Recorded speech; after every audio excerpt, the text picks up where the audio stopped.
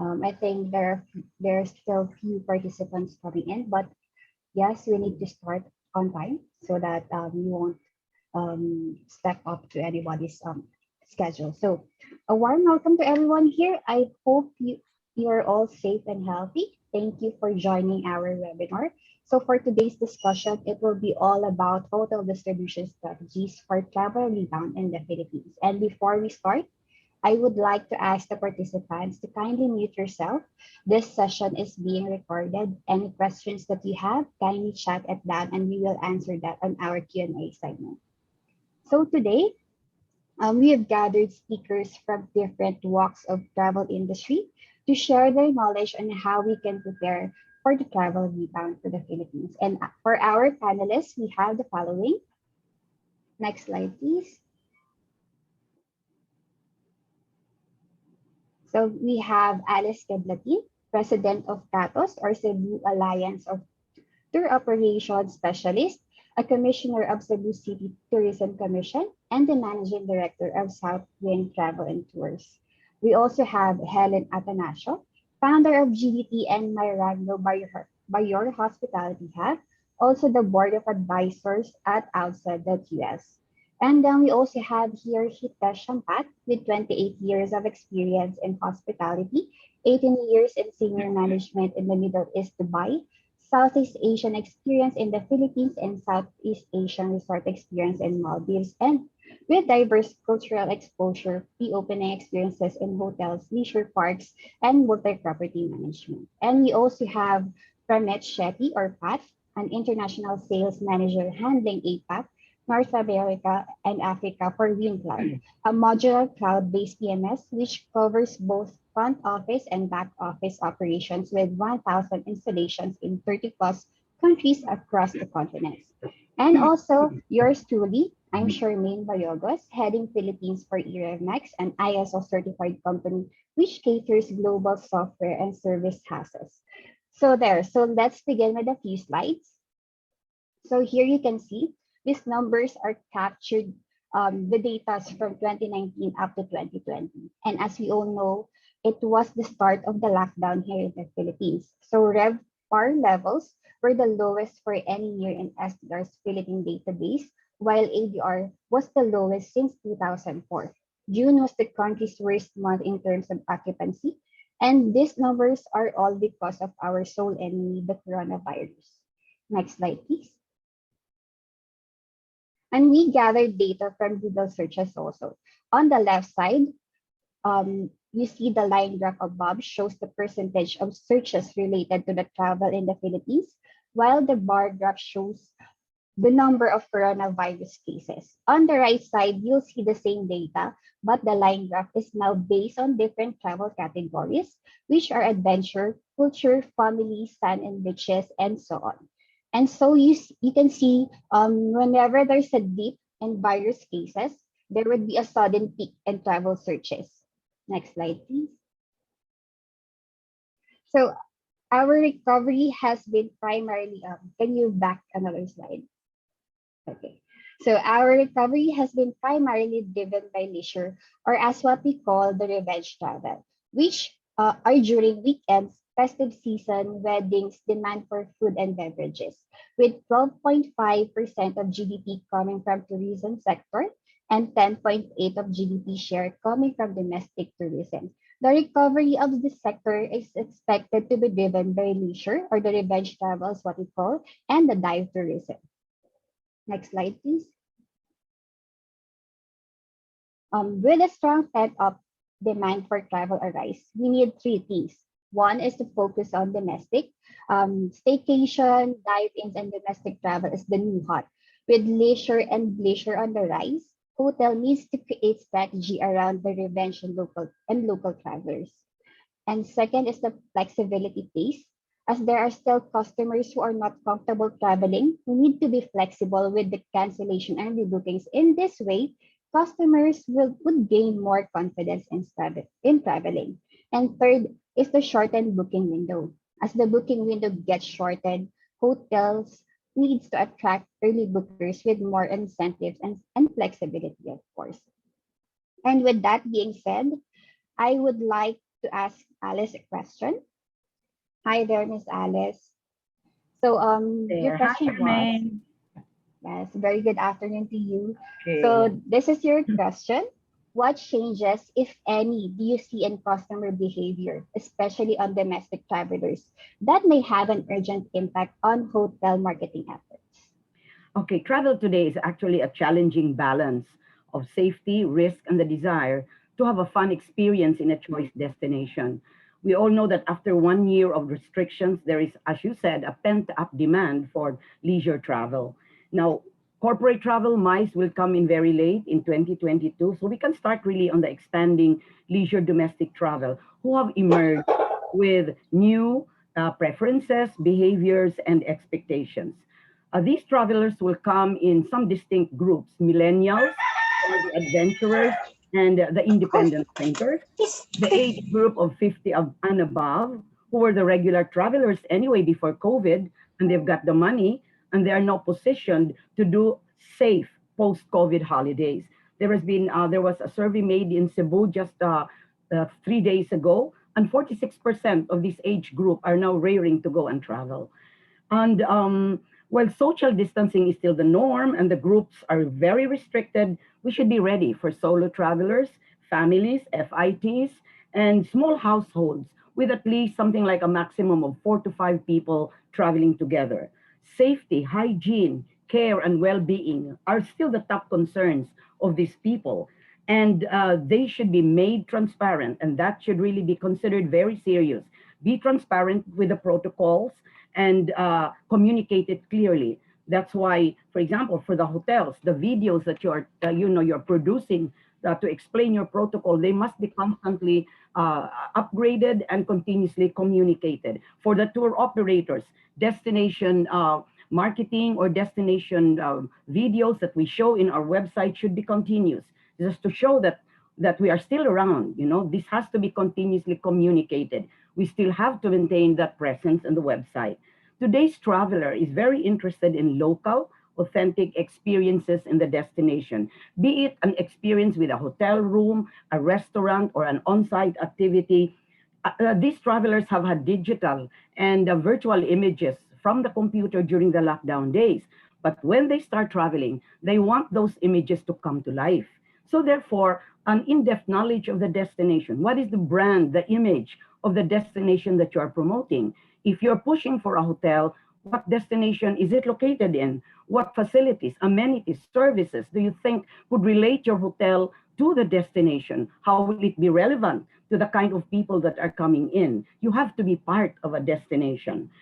So destination marketing is a must.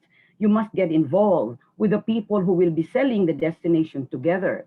So your partners in the industry with whom you work with, the hotels, the tour operators, the tour guide, they must be made aware that the same level of service, the same type of communication should be given to the client that you have in mind. Now, this is also the time for staycations, as was stated already a while ago. And these are short, simple, post-lockdown escapades, the era of smaller hotels. In fact, in Cebu right now, the hotels with about 10, 8 rooms in the hillsides, the smaller hotels, the resorts, the farm stays, the hilltop retreats, the family resorts are now really getting a very good attention.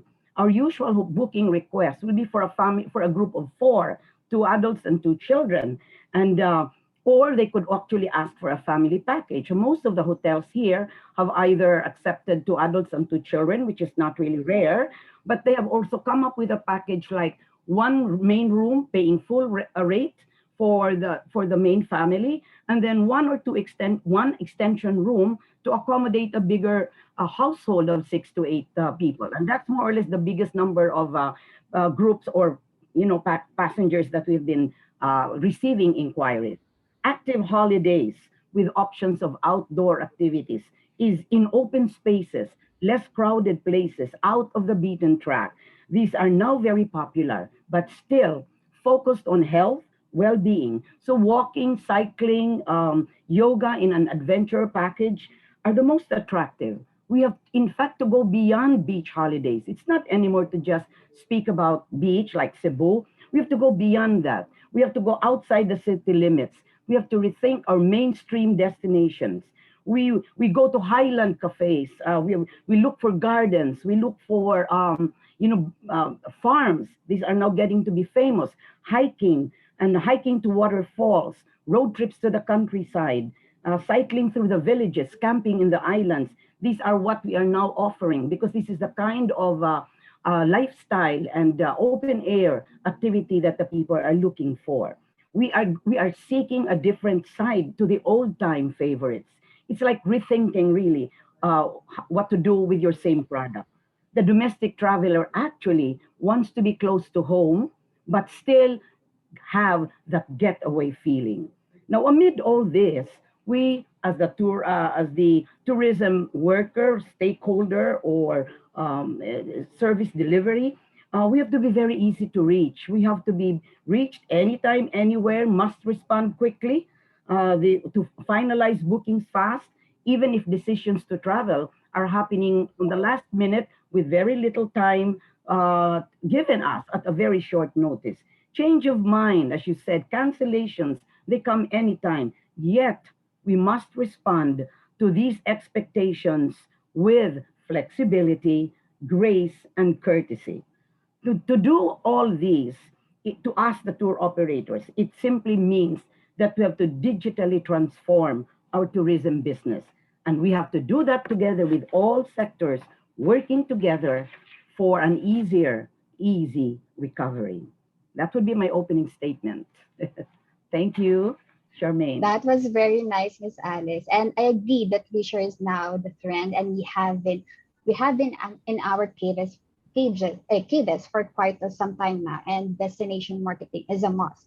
And we in the travel industry must be flexible enough to cater those customer needs. Any other thoughts from our panels? May I share? Sure, sure, sure, Uh, Pat.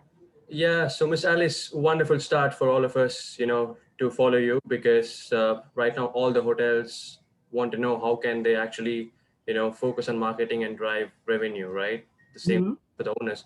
I just liked your destination marketing.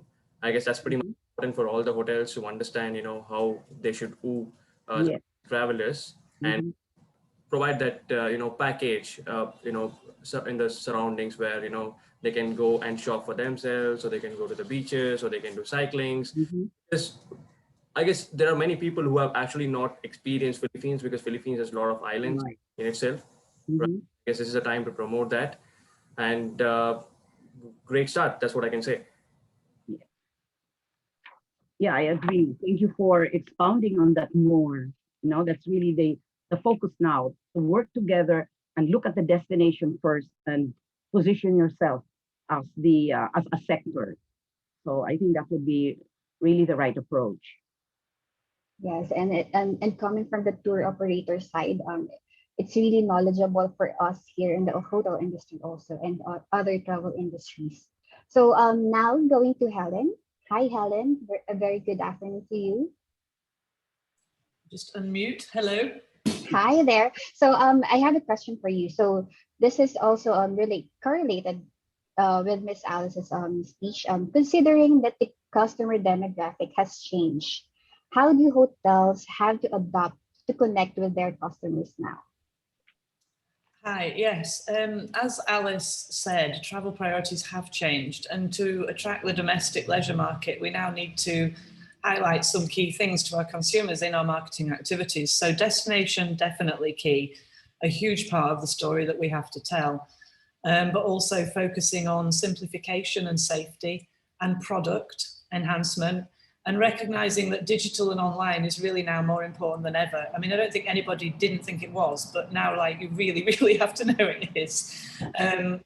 So I think, there are three main areas that you can focus on to achieve that. The first being to really use the tools and the marketing potential that you have. So I think the starting point for most people would be to just do that digital audit, optimize their content across all the internet touch points that they currently have. Obviously, most important being their own website and any other owned media that they have where they can capture their direct sales. But going beyond that, really looking at the story that they're telling about their destination and about their product. So making sure that their social media accounts are up to date, that they have content about their current offers and their status. Checking their listings in their online travel agencies, often forgotten. Often they don't realize whether their content's actually complete, looking good. Those are really important things to look at, updated photographs, and having a really good spread, a really good reach, being everywhere you can possibly be. Review sites, guide sites, things like that. It can start as simply really as just doing a Google search for your property and seeing where you show up and just make sure that you look good there. You know, that simple to begin with. Often something people don't really do, audit their digital collaterals. So I would recommend that really as a beginning point. Paying particular attention now, of course, to Google Maps and places like that, to make sure that you're coming up in the Google business accounts properly, or your information's correct, so that you come up in the near me searches, which are being used a lot now. I'm sure everybody's aware of when you type in the restaurant choice, your food choice, whatever it is you want to do, and look at near me and within a certain radius. So if your Google business account isn't correct, you're not going to come up correctly there. Really important. And obviously, I'd highlight making sure that you're using all the tools in your eRevMax toolkit, in your PMS toolkit.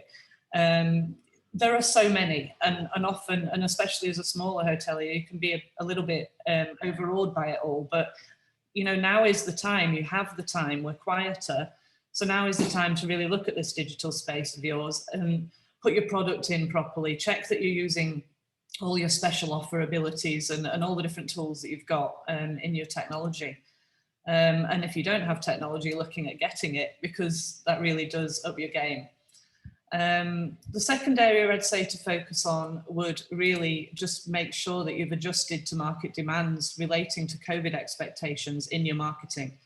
So, you know, people want to travel, but they want safety and flexibility. So making sure that the information that we have and that the decision is a simple one, taking away the fear of the pandemic as much as possible, explaining your sanitation rules, your protocols, offering tests even, but definitely having a page on your website that's dedicated to your COVID response measures, making that really clear, but of course making sure it's always up to date, because if it's incorrect, that negates everything you're trying to do. But include information about travel requirements locally, ensuring that they feel safe to travel, to do it. And if you can, going beyond that, considering how you can assist the guests to navigate the rules effortlessly, making the decision easy. You know, vacations are supposed to relieve stress. At the moment, we have situations where travelers are, you know, they're not sure of that. So whatever you can do as a hotelier to relieve that stress, that will help the buying decision immeasurably. So information is key, connecting with people locally key, and you know, working on things within your destination, making it easy. The third area I would say would be to look at your product internally as well. Alice spoke quite a bit about making sure that you're connected with your destination product, and I would have highlighted that, but you know, she said enough about that, absolutely. But you can also look internally. So, you know, bookers definitely today are looking for experiential travel. So, you know, creating attractive things within your property is really key. And adding those things to your website, to your information. Putting destination information, incidentally, on your website is really important. There isn't a lot of information out there in the Philippines for local activities. So actually spending the time to put some content on your website is really, really good for organic search right now. You know, long tail key searches, the keyword searches and things like that for your content marketing plan, really good. So take the time to do that, finding things and putting it into your website. You know, really looking at your local product, your internal product. If you have sustainability activities, for example, a farm kitchen, something like that, that people can learn about while they're with you, partnering with locals, or maybe even your staff have skills you don't know about, ask. You know, maybe you can do demonstration classes as part of somebody's stay with you for indigenous crafts or cooking classes, or even free cocktail lessons every evening at the bar or whatever. You know, there are things we can do that we always do as hoteliers, but really starting to look at that a lot more now. in terms of sort of a local market and that experiential travel product. And then, of course, the other one, the growth of the long stay traveller, the person who wants to travel and work from where they're staying. So looking at creating, packages and marketing collateral specifically for that client, and making sure your internet speed rates stack up so that they can come and work at your property. I read an article recently that Hong Kong nationals said that they would rather travel in 2021 than fall in love. People really want to get back out there. So it's about telling that story in marketing. That people have been looking, as we've said already, at all of the online and digital photographs and videos, and they're desperate to get back out there. So make your property, your hotel and your destination really shine. So to recap, I'd say the key focuses are simplification, making it easy, the destination, the product, and it being online, doing your digital audit, using the tools available to you, COVID-proofing your policies and procedures and publishing that, and enhancing your product for that authentic experience that travelers are looking for. Thank you. Yeah. Thank you, Helen. So that's really wonderful. So exactly what you said, we need to be looking into technology and maximize the internet world also. So from our panelists, do you have any thoughts or do you want to add into Helen's topic?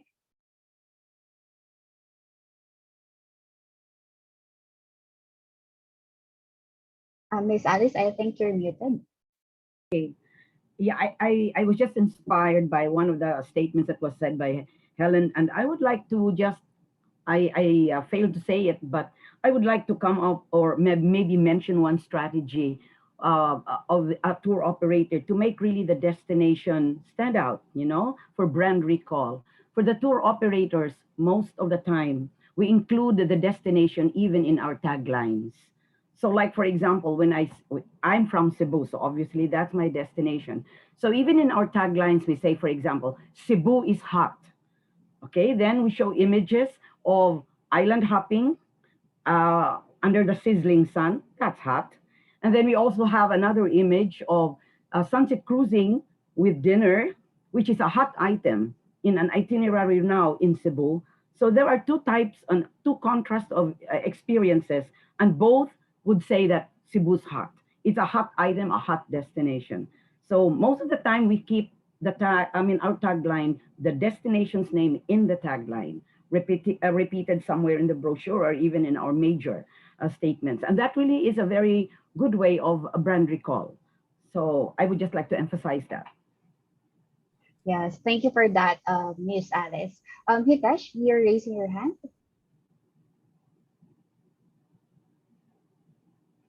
You're muted, Hitesh, if you're talking. Okay, sorry. Basically, let's put it this way. Since just to make it short and brief onto what Helen and Alice have mentioned, basically all our efforts that we are going to put in to bring back or revive the hospitality industry in the Philippines is, we need to, this is going to be in stages, of course. So there will be 4 stages that we'll be looking forward to. That is the local community stage, the regional level, the national level, and of course the international or the global level will be at the final stage that we will be looking forward to. And the 4 basic C's that we are going to use is like, communicating with the community, cultivating our connections, collaborating, and commitment. So I think so in brief, this would be the tagline that we should be using to get back our revival. And thank you very much, Helen, for highlighting such great things about how we can go, and definitely supported by Miss Alice. So yes, that would be for me, my opinion. Okay, thank you, Hitesh. So with you being there, so I just have a question for you. With the constant focus on hotel automation, how do Filipino hotels find a good balance on their technology spends? Well, thank you for that, Charmin. Well, as per I have surveyed, as well as I have been coming into interaction with so many people around into the industry, I have noticed one thing: keeping the big boys aside, and some of them who have the knowledge about technological, the benefits of having advanced technology. Our hotels in the Philippines are still at the infant stage. While slowly they are gaining pace on technology adoption, this is because they have been citing shift of consumer behavior during this pandemic. Now, various platforms have come to the rescue for these limitations that we have created due to that has been created, not we have, that has been created due to this unexpected event, which I think have been proven successful in many ventures. However, automation of technology in Philippine hotels still have a long way to go, lots of milestones to achieve. Now, this starts with the investors and management who are on a continuous quest, on the lookout for solutions that are consumer friendly, time efficient, effective, customer service oriented, updated current systems, and that are at par. But most important of all, what they are looking forward to is the cost effectiveness. Although Philippines is technologically a very sound country, it is a few steps behind in embracing technological advancements, specifically in hotel sector. I'm sure some of us might have already experienced or might agree to this. Now, going forward to the technological advancement is much underutilized as a whole in the Philippines in hospitality industry, causing an imbalance of investments versus returns. Most of the investors have just followed the Jurassic tools or trends of substantial investments in hardwares due to doubts on speculations and non-comprehension of the future technology. Now, COVID-19 has forced the industry forced the industry to look into the technological players who have enhanced the support to once upon a time concepts that could only exist in our imaginations. Independent hotels will have to invest for this consumer paradigm shift to remain competitive, especially with upcoming new properties of the future. Now, the comprehension of automation must be redefined and extended more than just the PMS, POS, PABX, and embracing evolution of this technology, wherein we have the BMS systems coming in, the FDAS, the CMS, and various current trends that would make the hotel operations more effective and efficient. As an example, referring to the contactless payment, okay, there are many factors that could be on the bucket list that the Filipino hotels investors would like to tango with the updated hospitality technological systems.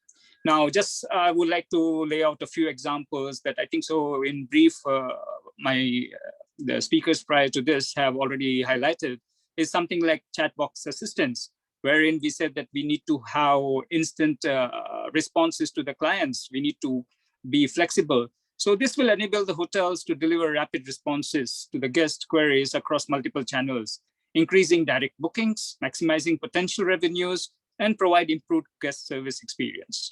Second, something like that would also be having a mobile application access, wherein the consumer of today, of course, we know that they have evolved into a mobile-oriented creature and prefers to handle matters at the fingertips, which will make it essential for the hotels to make their website mobile optimized and offer mobile optimized application to encourage potential customer to perform preferred actions like checking availability, property images, service software, etc., with seamless browsing experience using smartphones and allowing the hotels to promote special offers, events, property amenities in a unique and engaging manner. To further, there can be also utilizing advanced technologies like digitalized room keys. Now, since we know that we are talking about more of contactless procedures and processes to be put in place because of this COVID, I believe swipe card and RFID technology will be soon replaced with smartphone applications, which will not only will ease up the process in check-in and also instant access to the room, but also going to reduce the risk of key losses and long discomfort of negotiation that the management might have with the client who lost the keys. Then other benefits like self-check-in, voice-activated virtual assistants, instant messaging. Now we can name a lot of things that could be brought in with this technological advancement. So with this current preferences of the guest, this is going to be the investor of high spending instead of spending highly on the hardware infrastructure. which has probability of going obsolete in the near future, I believe the product to manage day-to-day operations, booking engines, maximizing exposure and reservations, there have been already products that are here in the market to rescue the industry. And I think that's going to be also helpful in streamlining the operations. So definitely there are a lot of other benefits that would go along with it, is like managing the property 24/7 real time, reducing ownership costs, increasing security, centralizing the reservation system, updates and customization.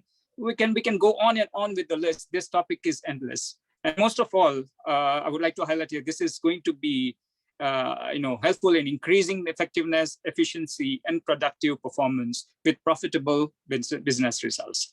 So the hotels in the Philippines in general need to roll up their sleeves and look forward to evolve as the advantages of technology is right here knocking at the doorstep. It is up to us now whether we are willing to opt this development by walking ahead of the expectation of our real investors of hospitality industry and the real investors of the hospitality industry. What I mean is our guests. So that would be all from me. Thank you, Hitesh. That was very nice. And coming from a seasoned hotelier, so yes, we still have a long way to go. So any of the panelists you wanted to add their thoughts on Hitesh topic? Yes, Helen? I think I just wanted to make an observation. Before COVID pandemic hit, I was involved in developing some software for hotels. And we were doing things that at the time were considered quite disruptive. And we were thinking, how on earth will the hotel accept this? And it was things like contactless check-in. And, it amazes me now, just a year on, how this pandemic has fast-tracked a lot of the technological innovations that we thought were kind of going to be hard for hoteliers to accept, but that we thought consumers would like, And I can't say it strongly enough to hoteliers who maybe aren't quite on that tech side yet. Consumers are expecting it now. So they really have got to start looking at it, That's my opinion. Yeah, exactly. And let me put it this way, whether the hotels have started it or not, the airline industry has already initiated. So probably it's a good turning point, wherein definitely people will be looking forward to it also. So yeah, so we are being pushed for quite some time now, and it's just that this pandemic fast-tracked everything. So there, thank you, Hitesh. Thank you, Helen. So let's go now to Pat. So hi, Pat, how are you?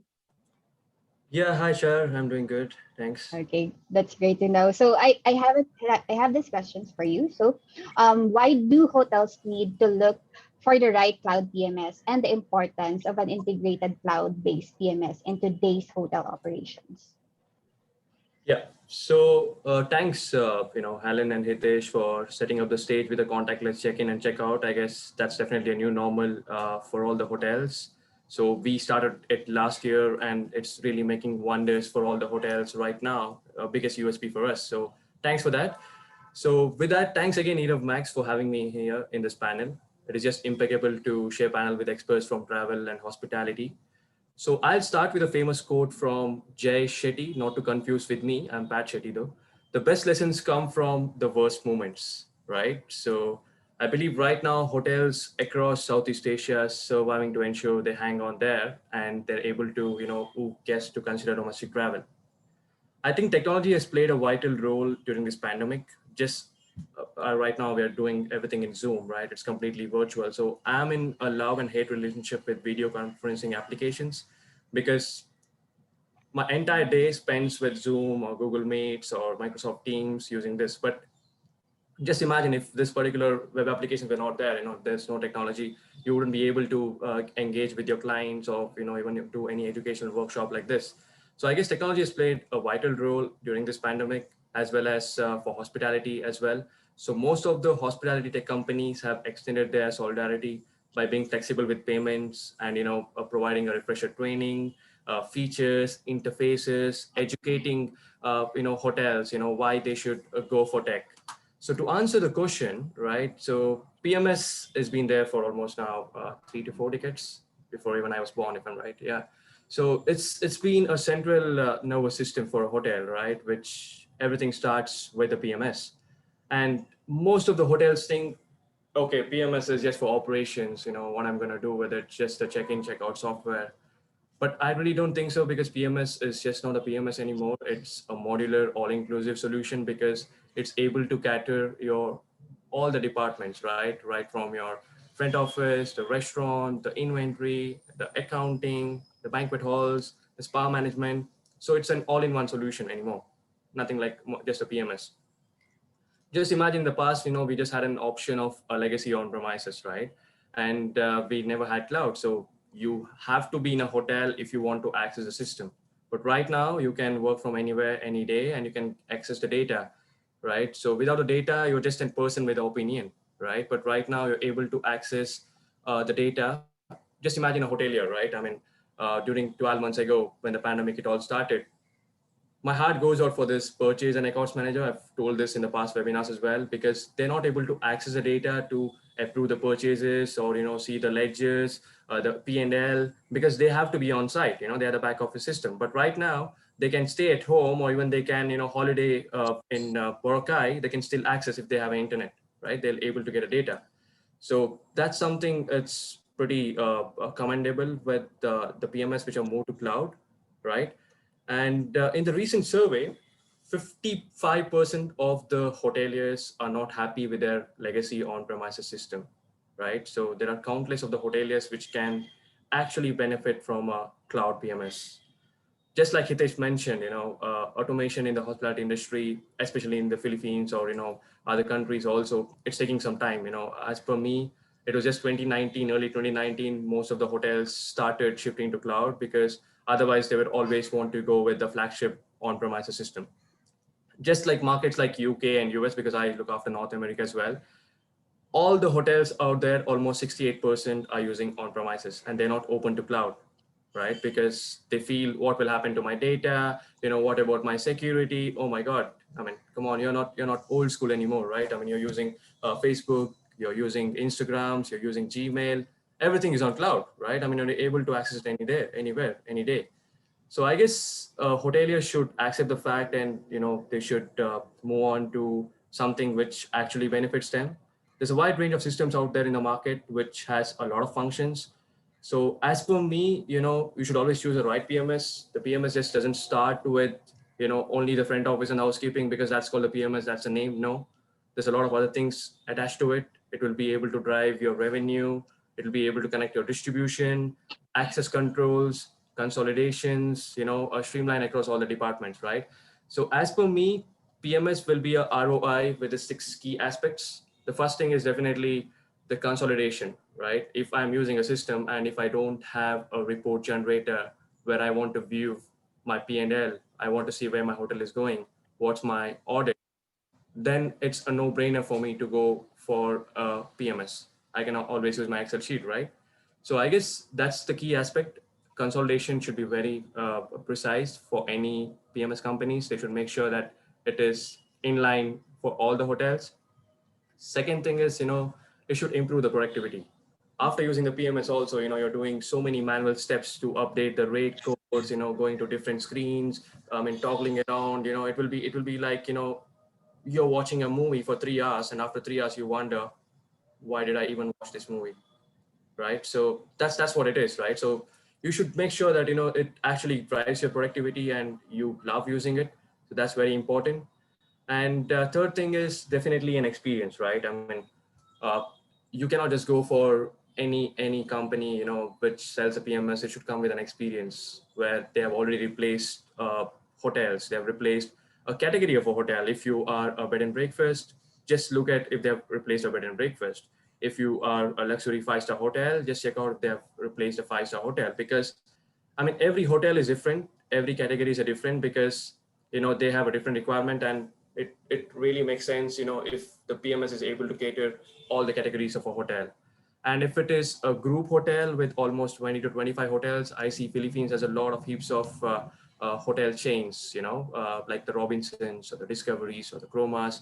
I mean, the PMS should cater them as well, right? Or not only the independents. It should be able to access all the properties at one stretch. I mean, even if you're sitting in Bohol, you should be able to access properties in Cebu, the Manilas, or the Lagunas. So you able to understand what's happening with different properties.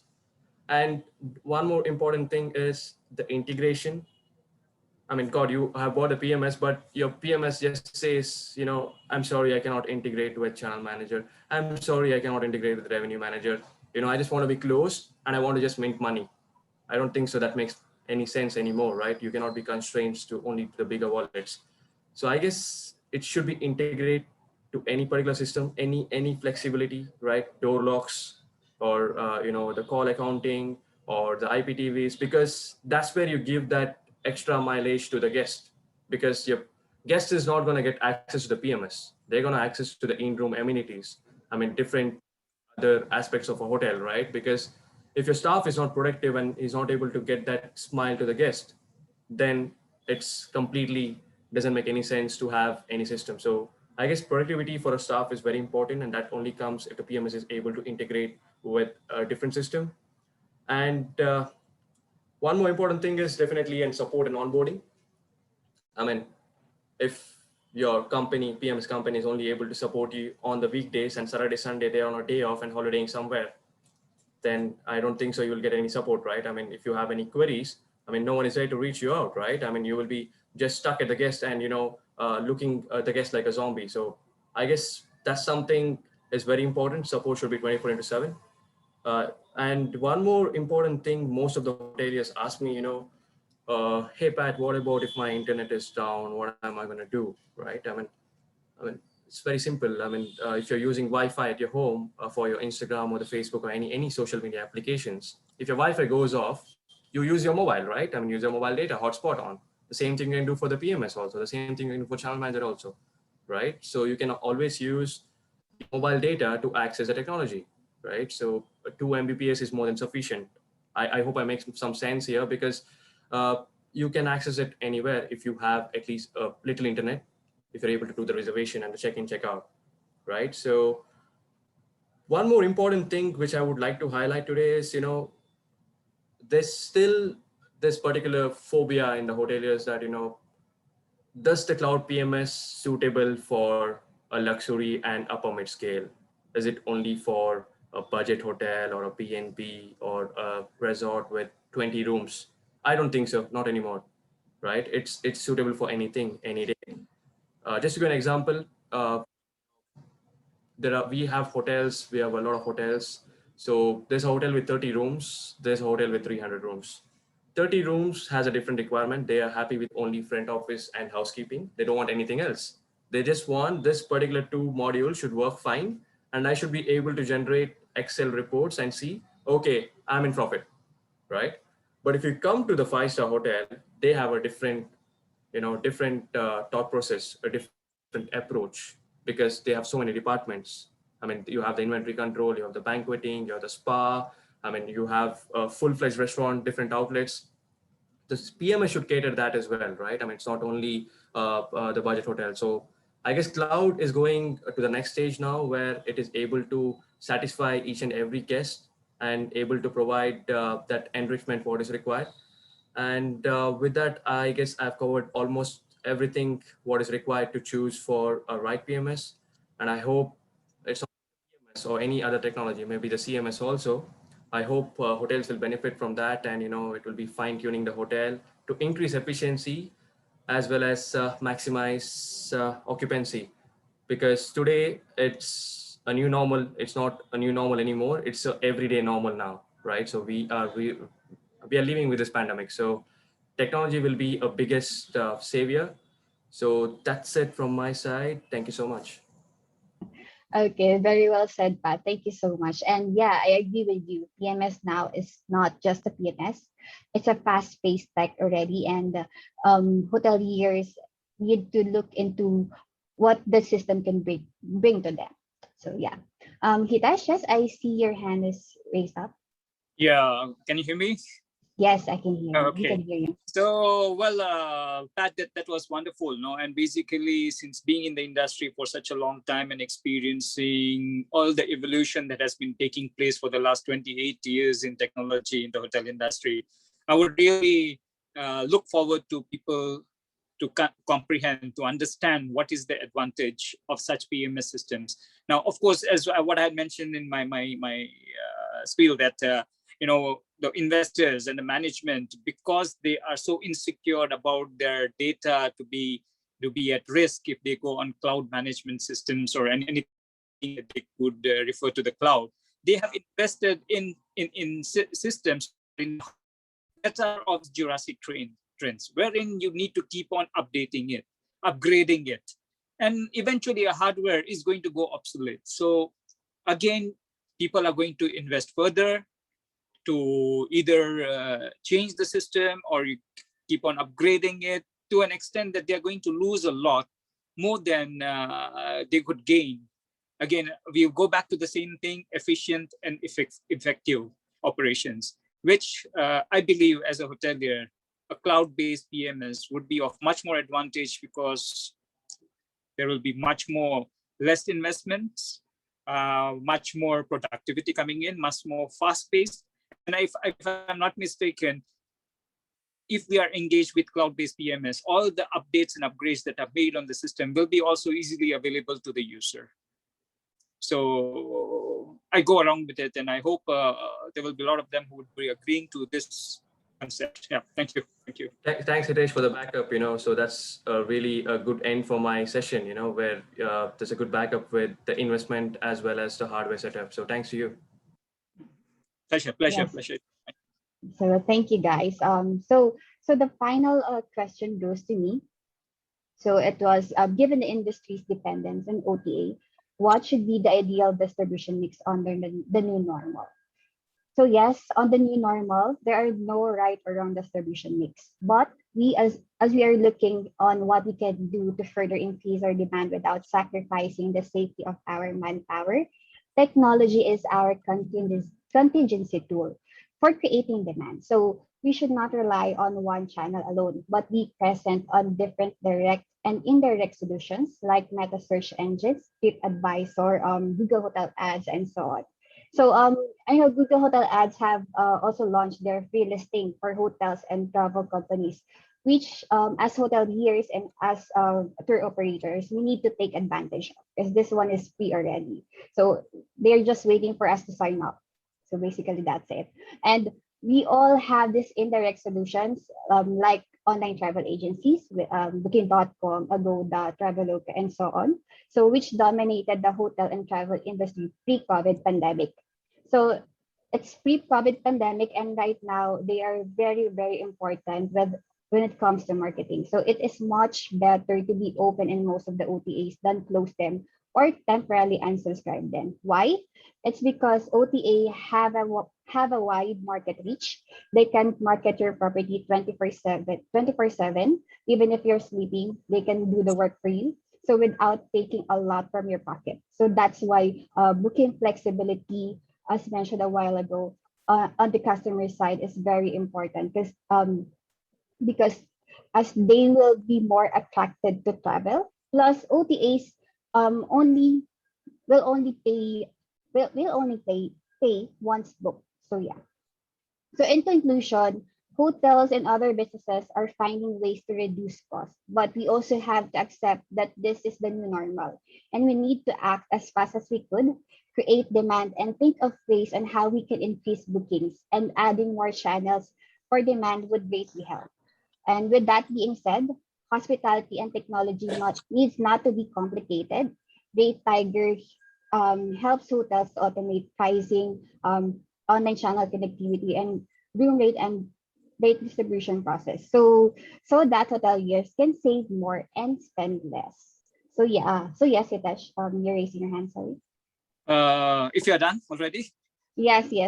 Okay. I believe that's again another very advantageous, again, being a hotelier, a very advantageous situation for a hotelier, because you're not just limited, or what you mentioned is talking only about how we are going to increase the bookings, how we are going to reach out to so many channels at one given time. But the most important thing that any hotelier would look forward to is the online reputation management. Now, I'm sure that these channel management systems could also provide us. It's another factor that many institutions are lagging now to make the best out of it. Why? Because as a consumer behavioral pattern has evolved with the technological evolution, the clients have opened up grounds to determine and play the game to their. It's basically to their judgment. They have the right to personally experience and as well as give the feedback to other people through live demos.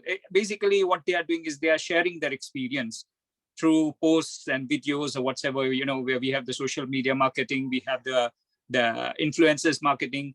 All these people are the ones who are sharing their experience. So it is much more of an investment that is going to pay off for getting the feedback also of their experience, which will be helpful for us to rectify where we are lacking and to appreciate where we are exceeding. So yes, that would be for me.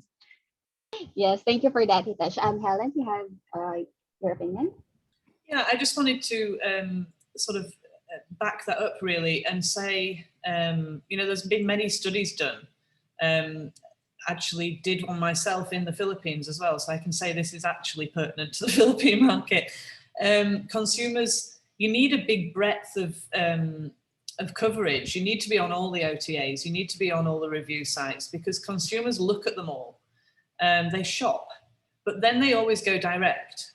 So, it's really important that you've got your own shop front, if you like, working really well. And that's another mandate for technology. You really do need it. And you do need to be in all of those places. Consumers will shop, they'll look around, they first look at the reviews, they look at the other OTAs, they look at your content elsewhere. That might be where they first find you, but then they will come and try and find you direct too. So if you're looking really good direct, you probably snare that booking direct to you. So you can use these other channels as other marketing places. So don't be afraid to sign up to as many as you can because it's all just coverage from a marketing perspective. True. Agree. Yes, I agree. I agree, especially right now because we are all in our caves and most people are just doing it online. So it's better for us to be out there with every channels that we could and be present and be just online. But that's why you need a channel manager. Yeah, that's correct. So we have one system that could consolidate all. So yeah, that's why we are here. Worth it. You can have yourself advertised in 50 different streams, but at least something's managing them. Yeah, because other hoteliers are very much afraid to be out there just because they can't manage all of it. So they don't know that we have this special software called the Channel Manager, wherein they can actually manage all of the channels that we have in there. So any other else from our panel? Anything else? I think we're good. Okay, so I think we're good. So let's now kick off the Q&A question. So we'll pick a question from our audiences. So I have one question a while ago. This is from Rada. So his or her question was, quality over quantity related to traveling. Are we looking to travel expectations to change, or how will the hotel strategize their pricing structure?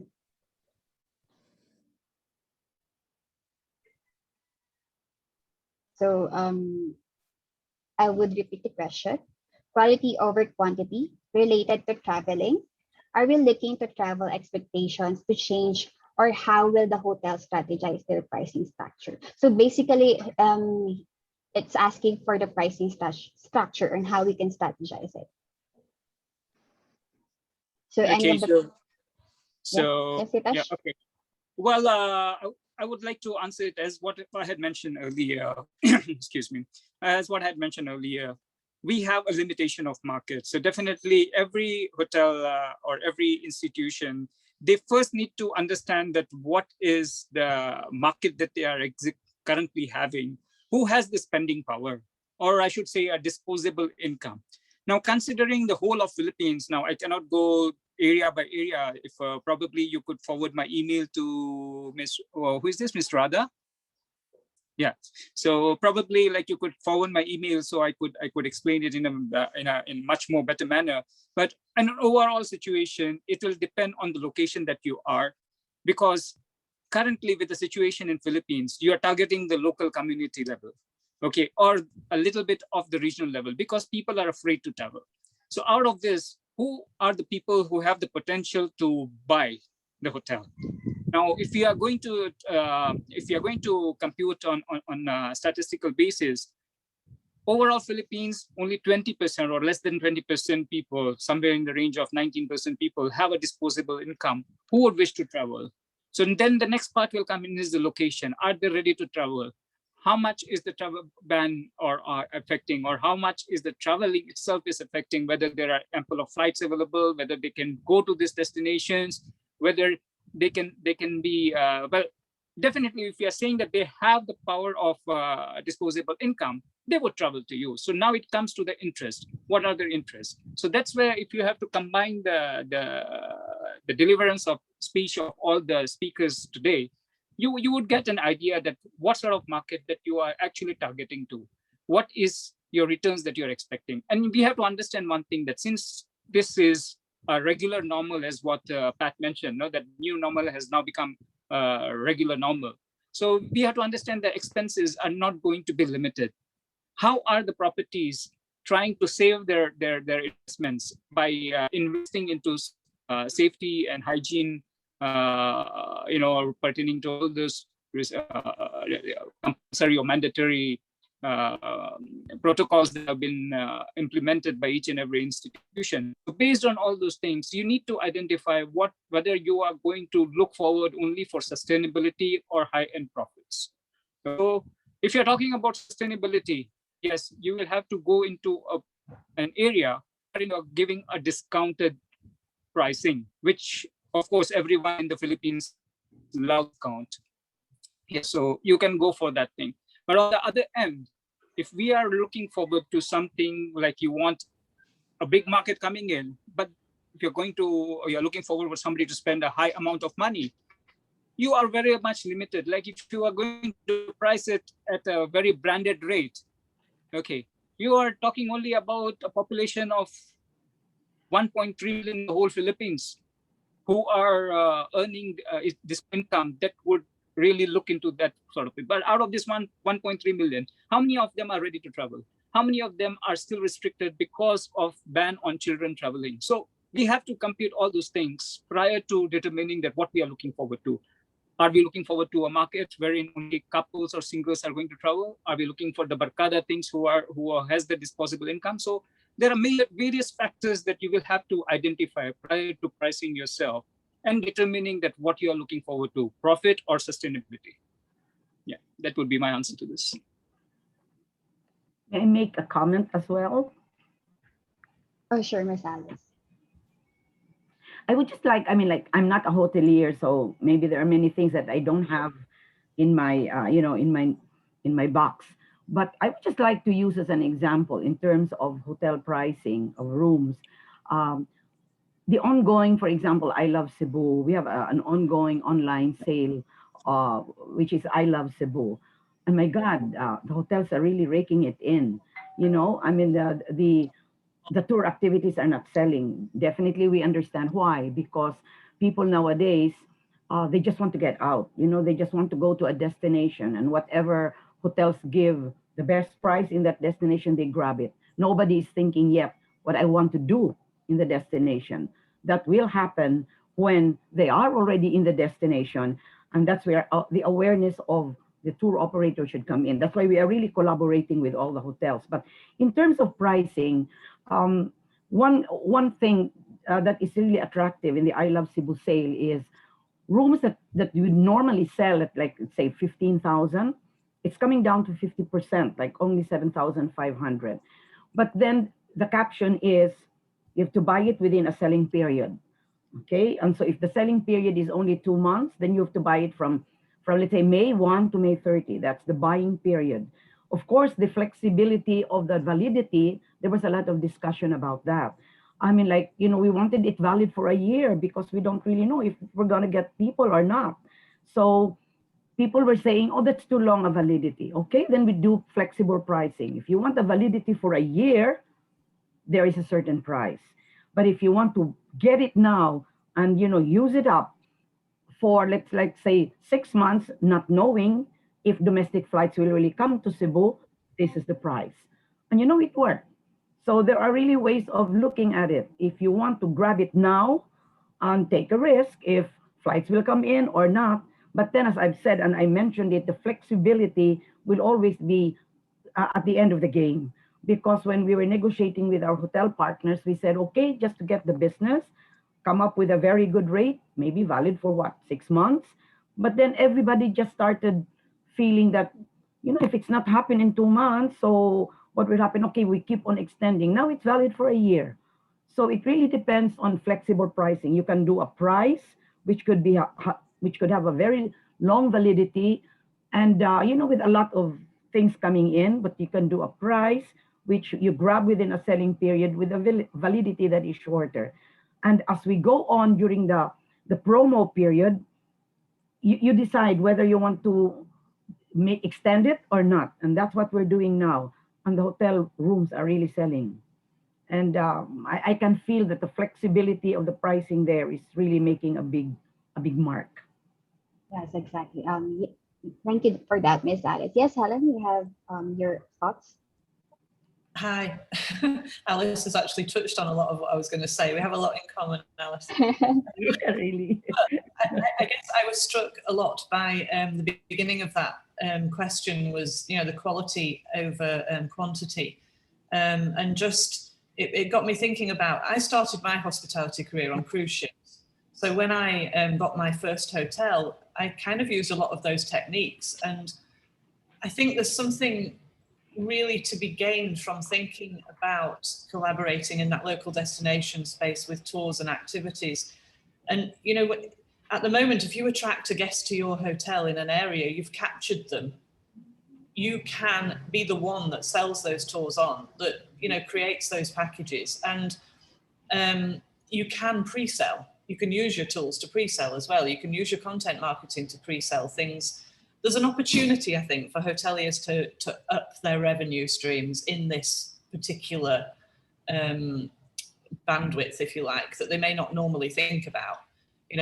Just actually taking a few old school kind of activities, and when guests arrive, now maybe there's a safety briefing, maybe there's a COVID response briefing, but you're also doing a local destination briefing. I always did that with all my guests in my little boutique hotel. Told them all about Boracay, exactly what there was to do, everything, and uplifted my revenue by a substantial amount because I was selling tours to them. So there's something about quality that can be, because by that we mean obviously more revenue. So there's something interesting for hotels in that. I haven't thought it through very much, but something to think about. Yeah, that's right, Helen. Yeah. Yes. Helen, agree to that point of it. Yeah. Like, for upselling would be the answer That's to. true. Yes, exactly. So another question. So labor related to travel industry being in shortage due to COVID and its consequences, how will the tourism industry grow out of it?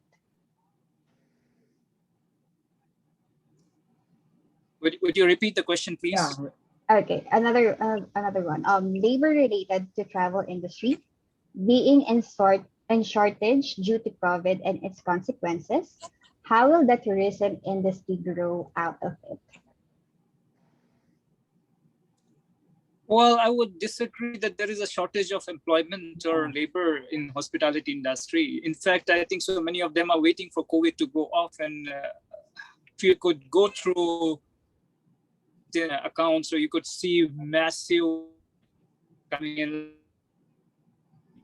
That goes for the Philippines also. If I'm not mistaken, when the COVID struck, on an initial stage itself, there were more than 400,000 Filipinos who were repatriated back to the Philippines. So, and this comes from various fields, of course, and come from the hospitality field, of course. So when it comes to hospitality, I don't think so there is a shortage of of labor availability. I think we are just waiting for the market to open, and there goes everyone. The people will be out. Yeah, I agree with you. I agree with you. There's really most of the people. I mean, like many of us, for example, in Cebu, are working from home. I mean, I'm talking of tour operators, but our staff are just they're doing their own, whatever, little jobs that they can get. But anytime when we already say that, okay, we're gonna fully open, then they will come back. So it's not a problem to really get them back. Right now, they're just doing some other means of getting income, but they're just ready because they believe that this is the job that they can do best. The people in the industry, in the travel and tourism industry, have realized that this is one of the best industries in the world, if not the best, and they're just waiting for it to rebound and restart. But many of us have already repurposed also some of our assets. Like if we have tour buses, we are now renting it out to the the BPO companies. We are renting it out to private companies who will need it to shuttle their employees. We just have to repurpose some of our assets. But our people, we're also preparing something, but they're all raring to come back. I don't think there's really a shortage as well. Exactly. Yes, Helen? Yeah, I think it's a really interesting question. That you would think, wouldn't you?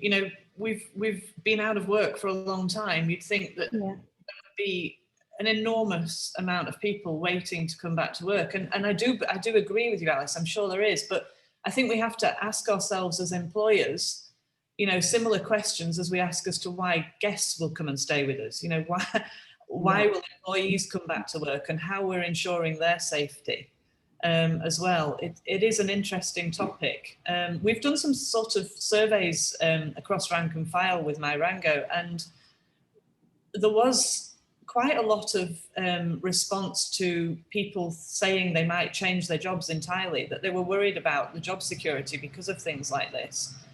So I do think as employers, we have to think about this as well, and how we help hospitality staff to feel secure in their profession, for sure. It's a big conversation, that. Yeah, I agree with that also. So here's another question. Are the hotels and big apartments looking to use tools like effective online channel distribution softwares or channel managers or CRSs even to make their presence, content, price distribution to all the right places more productive? So I'll repeat the question. Are there hotels and big apartments looking to use tools like effective online channel distribution, softwares or channel managers or CRSs, even to make their presence, content, price distribution to all the right places more productive? So for me, Looks like this as is for I you. am, yes, as I am Yeah. on the channel manager system company, so it's a yes and no. Why? Because there are companies that knows what's the use of channel manager. So they know basically that they need to connect with all of the OTAs and direct or indirect channels that they can. So yes, basically they know what's the use of CMS, and they are really looking for that. And no, for those that don't know what's the use of CMS or what's the use of online and indirect um, marketing. So that's why we have this webinar to actually teach them that technology is much more than they are actually thinking of. So it's technology is like a marketing platform, so it comes in free. You just need to do more research and be more or be brave enough to actually dive into technology. So it's a yes and no answer for me. So yeah. Okay, so I think Vernon is raising his hand. Vernon? Are you still there? Yes, I am. Hi, Bino. Thank you for allowing me to join you. I'm from South Africa. I represent eRevMax in Africa with a lot of my colleagues. Just a couple of questions I've got, which I've been doing some research on, and moving away from technology and the new normal being the regular normal. I just want to raise a few and be a devil's advocate here. Take South Africa, for example. International travel was supposed to open up on the 1st of April. Then the second variant came out in South Africa, and all airlines blocked South Africa except for 14, not flying to South Africa because of the second variant. So did it happen in Brazil and now in the East? Now, there's a video going around from a very, very knowledgeable pro-vaccine professor, and I don't know if you've seen it, but it's based on scientific fact that we're going to experience more variants. So, and various countries will experience more variants of this COVID virus. So the vaccine is going to mutate. And if you watch this video, you'll see what I mean. Now, it could be a conspiracy theory, but it's affected us in South Africa so much that we cannot reconnect with our corporates and our tour operators and our incoming, because we've only got certain airlines flying here on certain conditions. The other factor is that when the World Health Organization comes out with their statement that you can only travel if you've been vaccinated, that's also going to put a massive restriction on people traveling around the world, leisure or corporate. Then there's the other restriction of when you arrive in a country, you've got to self-isolate for 7 days or 14 days if you show the symptoms. Now, you could pick the symptoms up on the airplane and then land on the other side, and you've got 14 days that you haven't budgeted for. So the non-controllable variables, which I'm referring to here, not the straight technology and the straight marketing and the straight sort of accepting the new normal, is the COVID variant and the restrictions on countries as to their self-isolation policy and as to their entry policy and their exit policy. So for example, Africa, there's absolutely no travel whatsoever. It's blocked, completely blocked. So is British Airways, so is Mauritian Airways. Mauritius have closed off their island completely,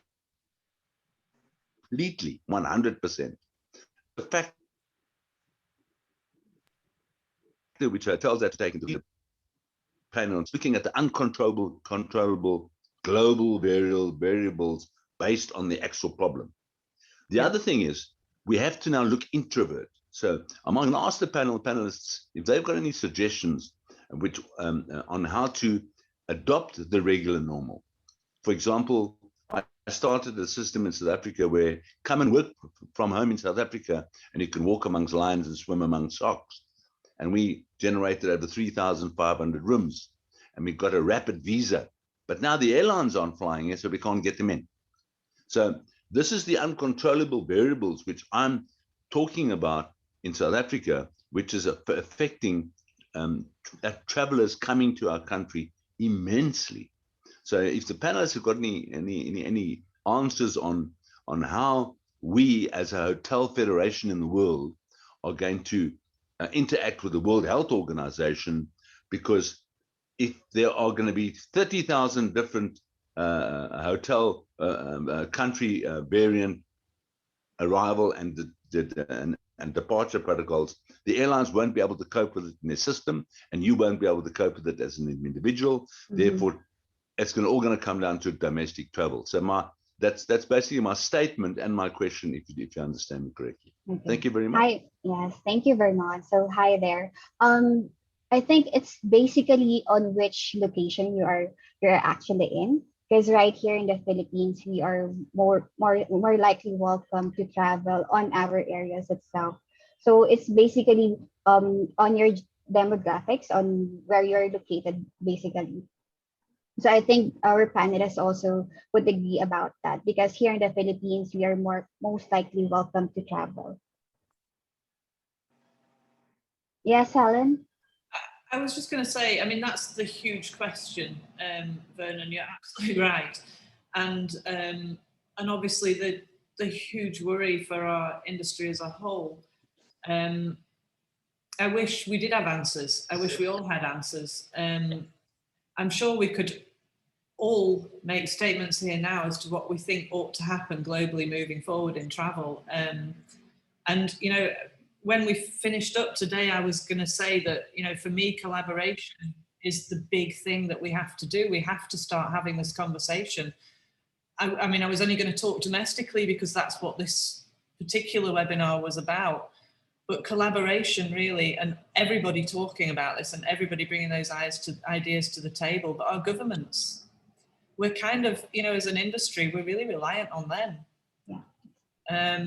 I don't know what the solution is in South Africa, but here it's very similar. You know, we can't have any international travellers right now. They're not allowed. Full stop. So the only thing we can talk about is domestic. I know that doesn't answer your question, but maybe it's another discussion that we can put on the table, Charmaine. You know, that is a really big thing. I don't know exactly about it, but we ought to be. Yeah. So thank you, Helen. So we will be wrapping up this discussion because we have exceeded our time. So Hitesh, for your last suggestion. Anyway, after I raised my hand, Helen has actually covered up that thing where she mentioned about more on collaborations and more on local thing, which I think so I had specified it when it comes to the yes, on international level, it is still a long way to go. We don't know what's going to happen. Nobody has an answer to that sort of a question, wherein we can say that we are in 6 months from now we are going to have this. No, we have anything to be done that manner. Yeah, that will.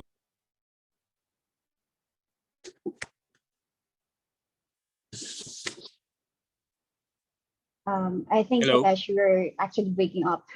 So there. Anyway, I said that I'll just repeat it. After I raised my hand, Helen has covered a lot of that. Okay, so we'll just end up over there.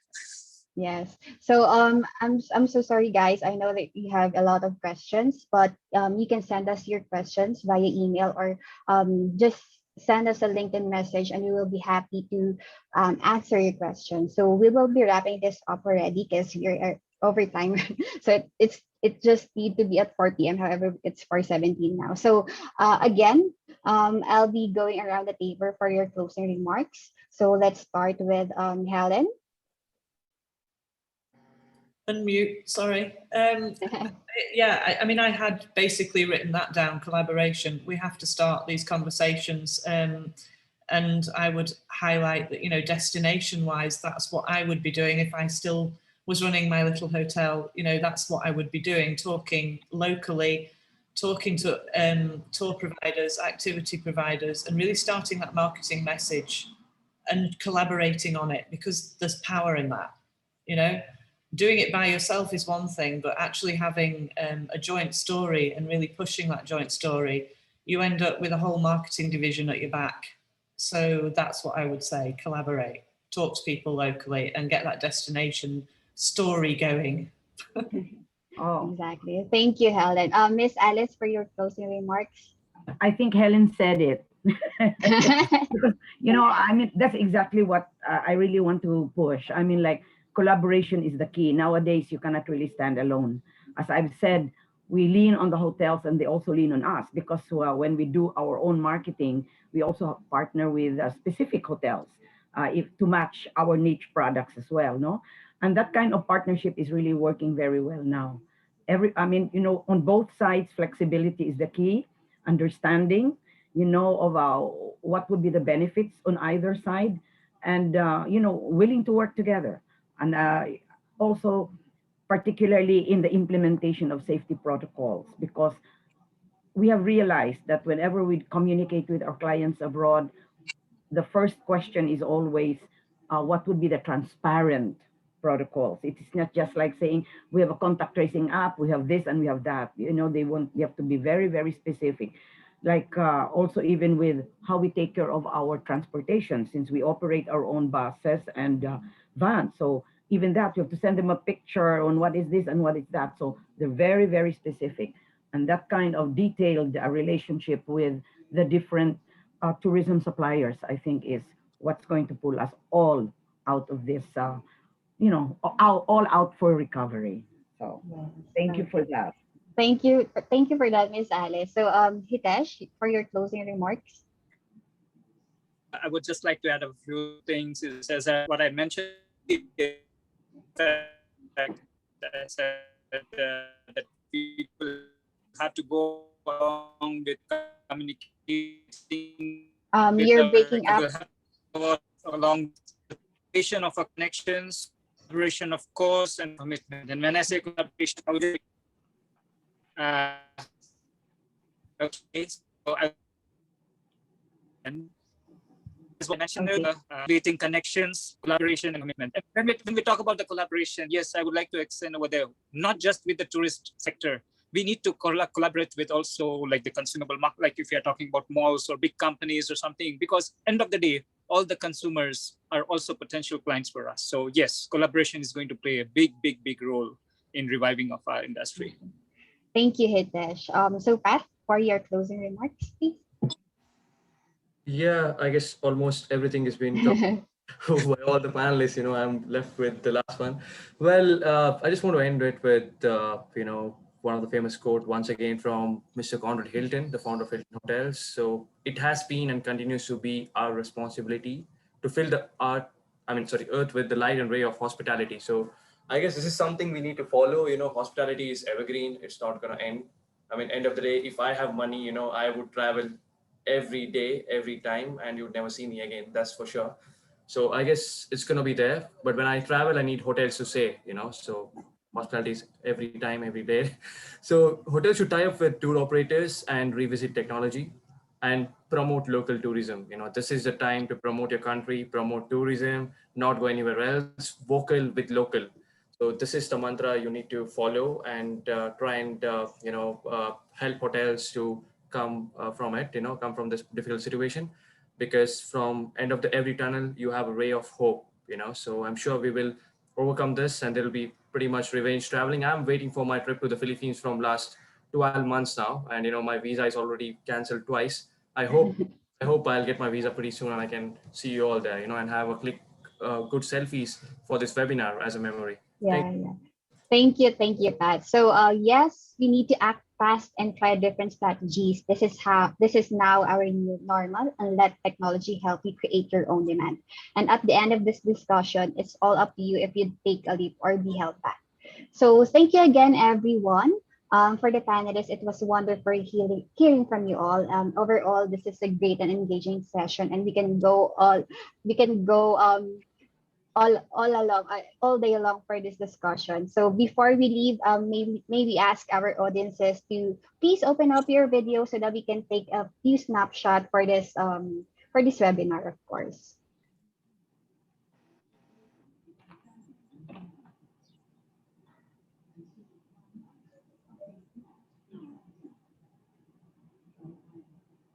Yeah. So for